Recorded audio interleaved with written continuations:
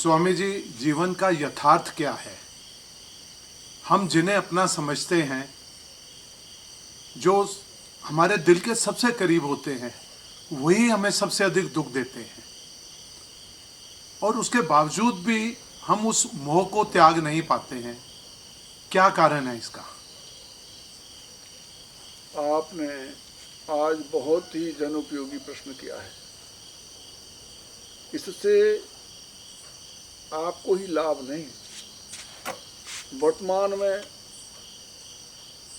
समस्त प्राणी मात्र को, खासतौर से मनुष्य प्रजाति को, अगर वो इसे यथार्थ रूप से समझेंगे तो निश्चय ही लाभान्वित होंगे। ऐसा ही प्रकरण जो प्रश्न आपने किया है, यही प्रश्न दुर्गा सप्तशती में हुआ है। एक राजा और एक वैश्य समाज से प्रताड़ित, परिवार से प्रताड़ित, और राजा का जो सबसे महत्वपूर्ण वजीर था उसने ही तख्ता पलट करके उसे राज्य से भगा दिया। उसको किसी ने साथ नहीं दिया, न प्रजा ने साथ दिया, न सेना ने साथ दिया, सबने उसे धोखा दिया। तो दुखी होकर के जंगल में वो वैराग्य युक्त होकर चला गया। ठीक उसी प्रकार से एक वैश्य भी उसके घर में उसके पुत्र और परिवार, पत्नी और पुत्री ने उसके साथ दुर्व्यवहार करके, मारपीट करके घर से भगा दिया। और यही प्रश्न उन दोनों ने विचरते विचरते एक आपस में एक दूसरे से कहा, और फिर एक महात्मा के पास गए तो महात्मा से यही प्रश्न किया जो आपने किया। तो उस संत ने उन दोनों की बात सुनकर जो बात कही वो बड़ी व्यवहारिक थी।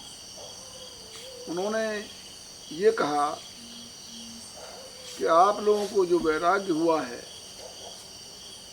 वो वैराग्य आप समाज से प्रताड़ित होने के बाद हुआ है, स्थायी नहीं है, अस्थायी है। और ऐसा इसलिए होता है कि भगवान की जो माया है, ये ऐसे ही लोगों को बहकाती है। ये नित्य को अनित्य, सत्य को असत्य, असत्य को सत्य, और होने वाले को न होना और न होने वाले को होना दिखाती है। इसी के प्रभाव में ये जीव भटकता फिरता है और माया से प्रेरित होकर के बार बार जन्मता मरता है। जैसे होता कुछ है किंतु दिखता कुछ है। वस्तुतः यथास्थिति कुछ और है, लेकिन वो समझता कुछ और है। जैसे उदाहरण के लिए, संसार में विभिन्न प्रकार के जीव हैं। जैसे एक उल्लू प्रजाति का पक्षी, उसको दिन में नहीं दिखाई देता, रात में दिखाई देता है। कुछ लोगों को दिन में दिखाई देता है, रात में दिखाई देता है। कुछ लोगों को दिन और रात दोनों में दिखाई देता है।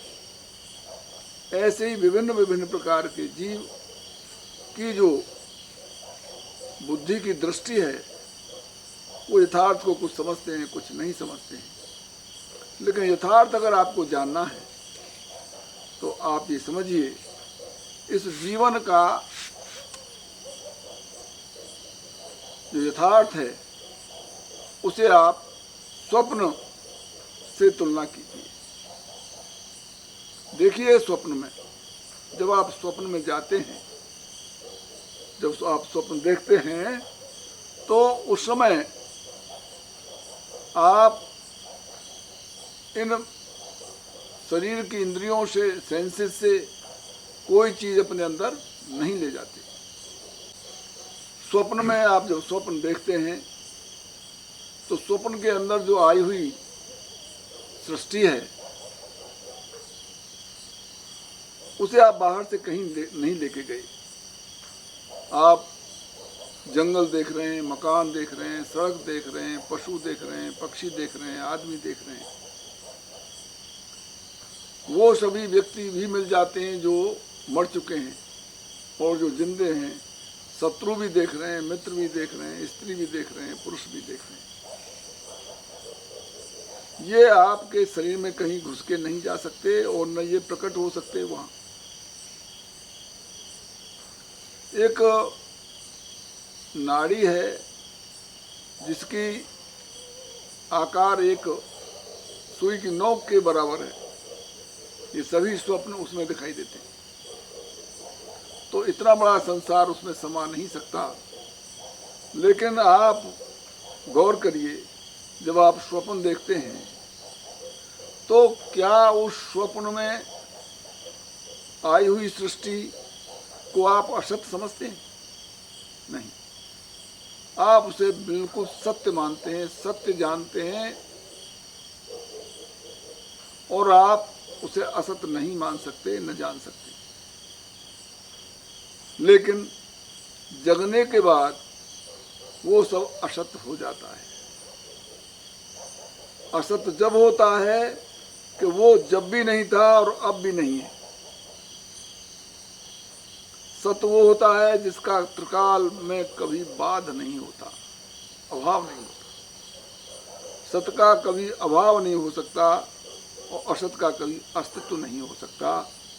अगर अस्तित्व असत का दिख रहा है तो वो है नहीं, वो ज्ञान है। ठीक वैसे ही स्वप्न में जो आपने देखा, स्वप्न के प्राणी और वस्तुएं आपने देखी, न होते हुए भी आपको सत भाषित हो रही थी स्वप्न में। तो आप इस बात पर गौर करिए कि वो चीज जो नहीं थी वो असत थी, और असत होते हुए भी आप उन्हें सत्य मान रहे थे। और आपके शरीर की और इंद्रियों की हरकतें भी वैसी होती थीं और संवेदनाएं भी साथ थी। अगर उस स्वप्न में आपको बारिश हो रही है, ठंड लग रही है, तो आप कांपते थे। अगर कोई जीव या शत्रु आपके पीछे पड़ा है तो आप भागते थे और आप कांपते थे। स्वप्न में और बहुत सी अश्लील हरकतों पर आपका वीरपात भी होता था। आप भयभीत होते थे। सपने में सिर काटे कोई, कष्ट जगे बिन दूर न हुई। स्वप्न में बारिश हो रही है और आप जगते तो एक बूंद बिस्तर पर नहीं मिल रही है। तो अब ये देखिए, स्वप्न में और आप में क्या संबंध है। स्वप्न का और आपका संबंध देखिए, इस पर विचार करेंगे तो आप पाएंगे स्वप्न कुछ था ही नहीं। स्वप्न दृष्टा ही स्वप्न बना था। स्वप्न कोई अलग चीज नहीं है। स्वप्न दृष्टा ही स्वप्न बना था। ठीक वैसे ही इस जगत में, जागृत में, ये जागृत दृष्टा ही जगत बना है। ये जागृत दृष्टा ही जगत बना है। कोई चीज न होते हुए भी स्वप्न में दिखाई दे रही थी। ठीक वैसे ही यहाँ कुछ भी न होते हुए भी ये सब दिखाई दे रहा है। न जायते मृत्य वा कदाचन नायम भूता वा न भूय। ये कभी जन्म मृत्यु हुआ ही नहीं और न कभी होना संभव है। न जातो न मृत्योसी त्वम न ते देह कदाचन। तेरी जन्म मृत्यु ही नहीं होती। जब जन्म मृत्यु नहीं होती तो जगत ही कहाँ है। ये सिद्धांत अनेकों बुद्धिमान ऋषि मुनियों ने, हमारे वेद शास्त्रों ने शोध करके, रिसर्च करके निर्धारित किया है। इस पर न जाने कितनी कितनी ऊर्जा इस सिद्धांत को खोजने में व्यय हुई है। ये सत्य पर आधारित सिद्धांत है। तो जब कुछ जन्म मृत्यु हुआ ही नहीं, तो जैसे स्वप्न में वो व्यक्ति वहां प्रभावित हो रहे थे उन घटनाओं से, वैसे ही इस जगत में इन पारिवारिक घटनाओं से, इस सामाजिक व्यवस्थाओं समस्याओं से ये व्यक्ति ग्रसित हो रहा है। यह शरीर न होते हुए भी शरीर जैसा भाषित हो रहा है। तो जब आप इस सिद्धांत को स्वीकार कर लोगे, इसमें विचरोगे, तो इन समस्याओं का निराकरण हो जाएगा। तो इन समस्याओं का निराकरण करने के लिए आपको श्रीमद् भागवत गीता, योग वासिष्ठ, अवधूत गीता, अष्टावक्र गीता, वेदांत, उपनिषद, ब्रह्मसूत्र जैसे ग्रंथों को आप किसी विद्वान व्यक्ति से पढ़ोगे, सुनोगे, समझोगे, जीवन में लाओगे, तो आपको ऐसी समस्याओं से कभी भी सामना नहीं करना होगा। आपको नितांत सुख और आनंद में आपका जीवन व्यतीत होगा। देखिए, हमें दुख इसलिए होते हैं कि हमने इस शरीर को अपना माना, हमने अपने परिवार को अपना माना, हमने समाज को अपना माना, हमने इस संपत्ति और साधनों को अपना माना। तो इसके साथ होने वाली घटनाएं ऐसा लगती हैं कि जैसे वो आप उसके साथ ही घट रही हैं। सपोज आप अपने कमरे में बैठे हैं और कमरे में आकर कोई उसकी तोड़ फोड़ करता है, तो आपको उतना ही कष्ट होता है जैसे आपकी कोई तोड़ फोड़ कर रहा। अगर पास में किसी दूसरे के मकान की तोड़ फोड़ हो रही है तो आपको उतना कष्ट नहीं होता जितना अपने कमरे में बैठने को होता है। कमरा ईंट, पत्थर, मिट्टी, लोहा का बना है, आपके शरीर का कोई अंग नहीं, फिर भी वो चोट आप पे पड़ रही है। क्यों? और दूसरा के कमरे में वही चोट पड़ रही है, लेकिन आप उससे प्रभावित नहीं है, वो चोट आपको नहीं पड़ रही है। तो अब दोनों फर्क आता है अहमता, ममता। उसे आपने अपना माना तो उससे आप प्रभावित हुए, और दूसरे के मकान को आपने नहीं माना तो आप उससे प्रभावित नहीं हुए। तो साथियों, ये दुख काय में है? अपना मानने में है, सिर्फ मानने में। तो जब तक अपना मानते रहोगे, चाहे अपने शरीर को, चाहे परिवार को, चाहे जिसको भी, तो उसके साथ होने वाली समस्त घटनाओं के लिए आप जिम्मेदार होगे, प्रभावित होगे। इसलिए इस अहमता को, इस ममता को छोड़ो। दूसरी बात, जीवन में संतुष्टि। संतुष्ट है सततम योगी यतात्मा दृढ़ निश्चय मयि अर्पित मनोबुद्धि यमद भक्त और समय प्रिय। हर हाल में संतुष्ट रहिए। जो आप प्राप्त हुआ है वो पर्याप्त है, मोर देन इनफ। हर हाल में संतुष्ट रहिए, विपत्ति में भी संतुष्ट रहिए और संपत्ति में भी संतुष्ट रहिए। संतोष से बड़ा कोई धन नहीं है, संतोष से बड़ा कोई आनंद नहीं है। दुखी और भिखारी और गरीब कौन है? जिसकी जितनी बड़ी इच्छाएं हैं। अगर आपकी इच्छाएं नहीं हैं कुछ भी, तो आपकी आवश्यकताएं समाप्त है। आवश्यकताएं, इच्छाएं ही तो गरीब बनाती है, वही तो दीनता पैदा करती है, उसी के लिए तो परिश्रम हो रहा है, उसी से भागदौड़ हो रही है। अगर आपकी इच्छाएं शांत हैं तो फिर आप काहे को भागदौड़ करोगे, और प्राप्त हुई व्यवस्थाओं से आप संतुष्ट रहोगे। जो भी आप प्राप्त हुआ है उसमें संतुष्ट रहोगे। आपने इच्छा ही नहीं बनाई थी, जो आप उसके न प्राप्त होने पर आप दुखी हो। तो संतुष्ट रहना, जो आप प्राप्त हुआ है उसमें संतुष्ट रहना, अहमता नहीं करना, किसी चीज को अपना नहीं मानना। दो बात। तीसरी बात, वो कहा है बंध और मोक्ष। बंधा हुआ कौन है?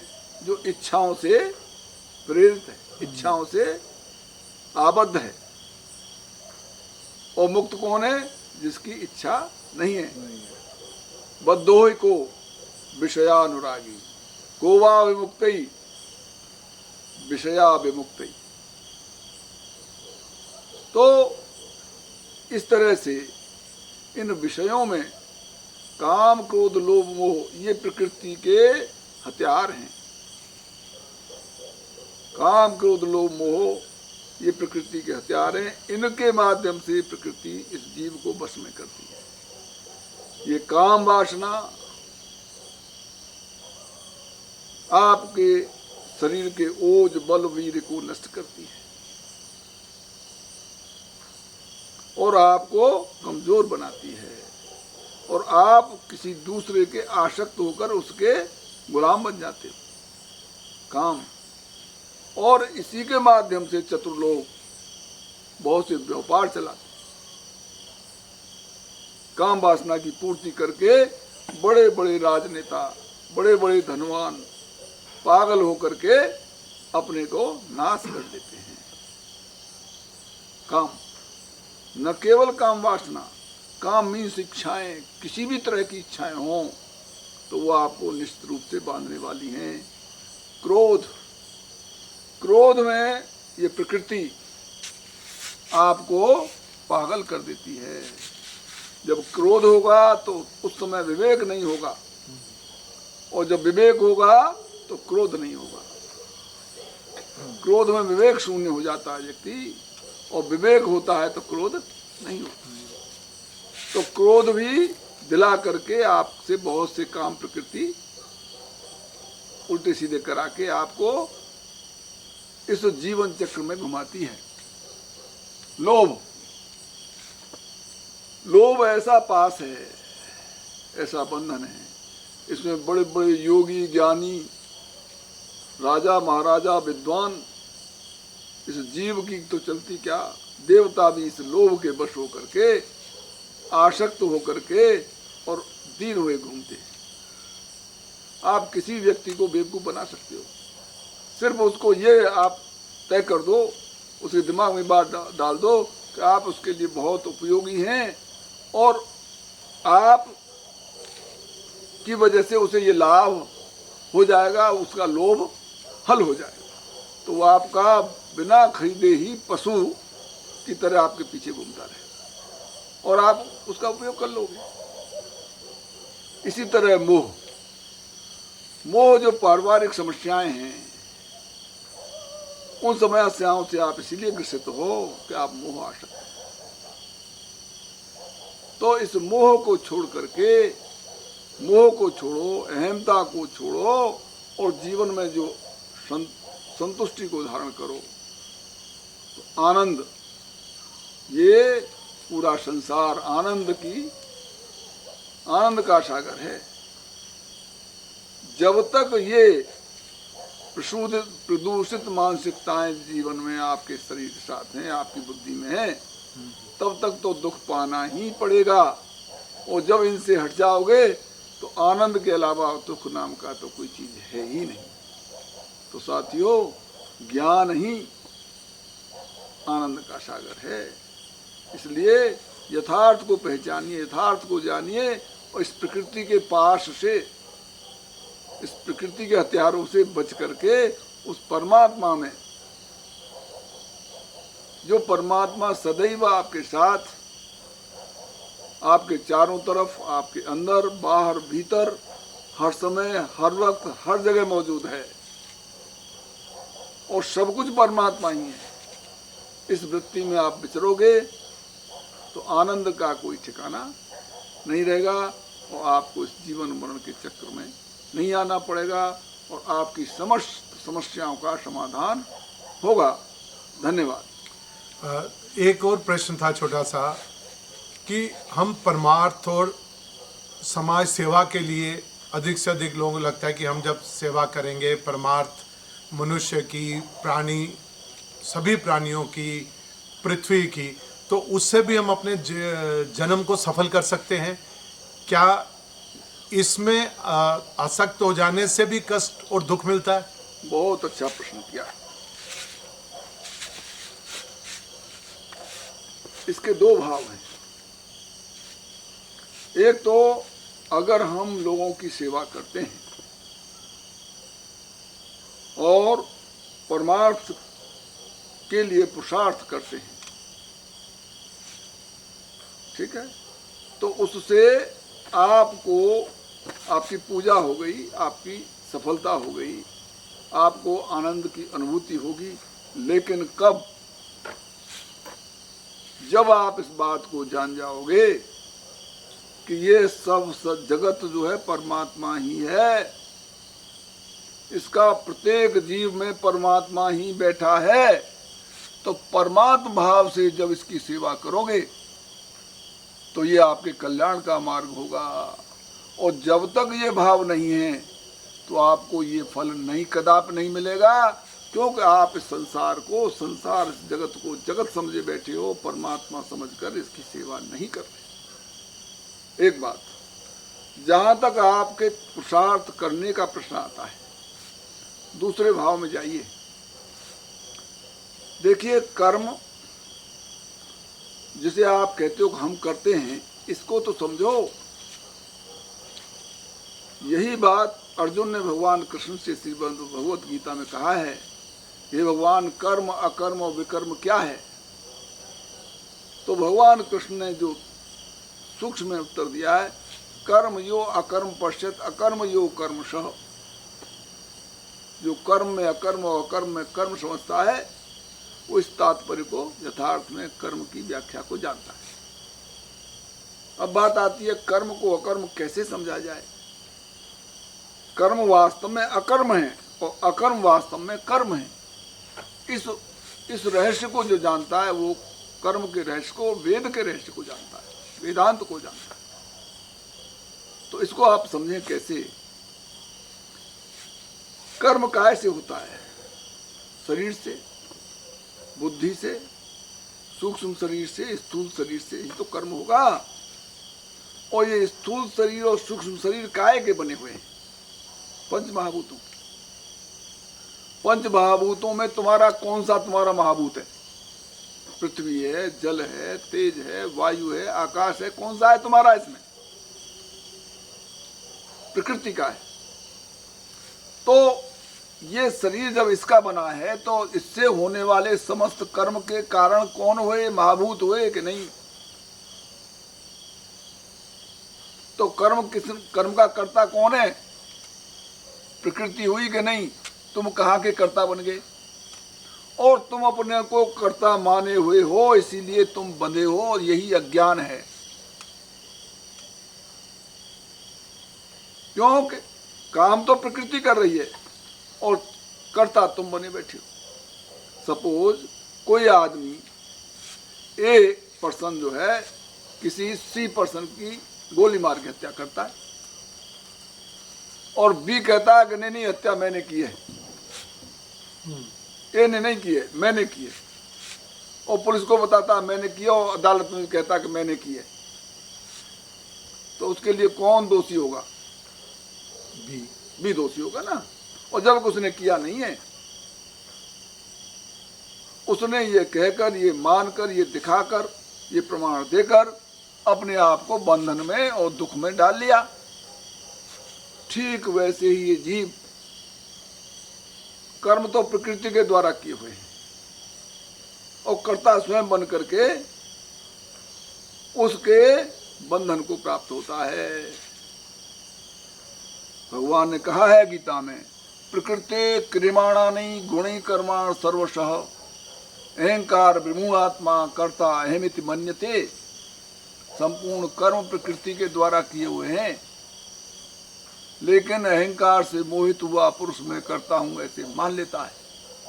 आगे भी कहा है, तत्ववित्त महाबाहो गुण कर्म विभागयो गुणा गुणेषु वर्तन्ते मत्वा न सचते। जो तत्ववेत्ता पुरुष हैं, जो ज्ञानी पुरुष हैं, जो यथार्थ मर्म को जानने वाले हैं, वो गुण और कर्म को विभाग से जानते हैं। गुण और कर्म का क्या विभाग है? गुण का विभाग है सत्वगुण, रजोगुण, तमोगुण, और कर्म का विभाग है कर्म, अकर्म, विकर्म। गुणा गुणेषु वर्तन्ते त्वा न सज्जते। अब गुण ही गुण में वर्त रहे हैं, वो कैसे वर्तते हैं? अगर सतोगुण वर्तता है तो उस सतोगुण के प्रभाव से आपका चिंतन सात्विक होगा, और सात्विक होने से आपके कर्म भी सात्विक होंगे और उसका फल भी सात्विक होगा। तो इसके लिए कौन जिम्मेदार हुआ? सतोगुण। अगर आप संसार की उपलब्धि में वर्तते हो तो उसके लिए रजोगुण, और अगर आप संसार में पाप, आलस, द्वेष इनमें वर्तते हो तो तमोगुण इसके लिए जिम्मेदार होता है। तो जैसा जैसा गुण बढ़तेगा वैसे वैसे कर्म में आप प्रवृत्त होंगे, वैसा फल आपको मिलेगा। तो अब इसी प्रकार से ये शरीर का जो संगठन है, ये सूक्ष्म शरीर और स्थूल शरीर का जो निर्माण हुआ है वो गुणों और महाभूतों के संयोग से ही उत्पन्न हुआ है। अगर गुण नहीं बढ़ रहा है तो आप कोई कर्म नहीं कर सकते। अगर पंच महाभूत इसमें सम्मिलित नहीं है और क्रियाशील नहीं है तो आप कोई कर्म नहीं कर सकते। तो इन संगठन से ही कर्म होता है। तो आप कर्म के करने वाले होते कौन है? कि मैं पुरुषार्थ कर रहा हूँ, मैं ये कर रहा हूँ, मैं जन सेवा कर रहा हूँ, तो ऐसा सोचना ही आपका ज्ञान पूरक है। तो ज्ञान में स्थित होकर के आप करने और न करने से कोई फर्क नहीं पड़ता आपके आनंद में। बहुत बहुत धन्यवाद स्वामी जी। आज सच में आपने मेरी ही नहीं, जो भी आपके इन वचनों को सुनेगा उन सब की आपने आंखें खोल दी। अभी तक हम संसार में बिना सोचे समझे ही सब लगे हुए हैं। तो मुझे लगता है कि ये सुनने के बाद बहुत सारे लोगों के जीवन में परिवर्तन आएगा और वो इस पर मनन करेंगे, इस पर ध्यान देंगे, प्रभु की तरफ ध्यान लगाएंगे ताकि संसार के दुखों से वो दूर हो सके। बहुत बहुत धन्यवाद। मैं आपका हृदय से धन्यवाद करता हूँ। और मैं निर्मल रतनलाल वैद, इस चैनल को आप सुनते रहिए। और स्वामी जी ने जो आज हमें बताया है, स्वामी भास्करानंद जी ने, इस पर आप अपनी राय ज़रूर हमें भेजें लिखकर। इसमें कैसे आपके जीवन को परिवर्तन किया, इस 25 मिनट की स्वामी जी के जो शब्द थे, जो उनके पूरे जीवन का निचोड़ है, इसके बारे में आप ज़रूर लिखें। आप और पुनः मैं सबकी ओर से स्वामी जी आपका हार्दिक धन्यवाद करता हूँ। प्रणाम, नमस्कार।